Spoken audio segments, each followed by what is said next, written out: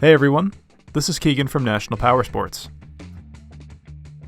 This 2006 Harley-Davidson Night Train with 15,523 miles runs well.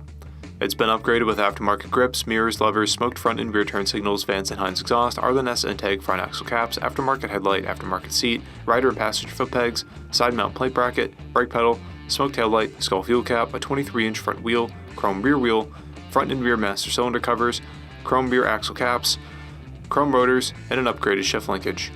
With its sleek and aggressive styling, the Night Train has a nostalgic custom-inspired design that is backed by tight handling and impressive performance. Powered by an 88 cubic inch V-twin motor, it puts 67 horsepower and 85 foot-pounds of torque through a 5-speed transmission. It weighs in at 651 pounds and has a 27.6 inch seat height. To pass New Hampshire State inspection, the Night Train will need a new front fender.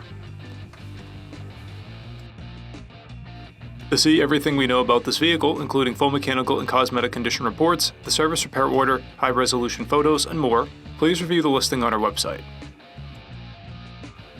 We have also purchased the CycleCheck's Vehicle History Report. You can view this report by clicking the link on the right side of the video.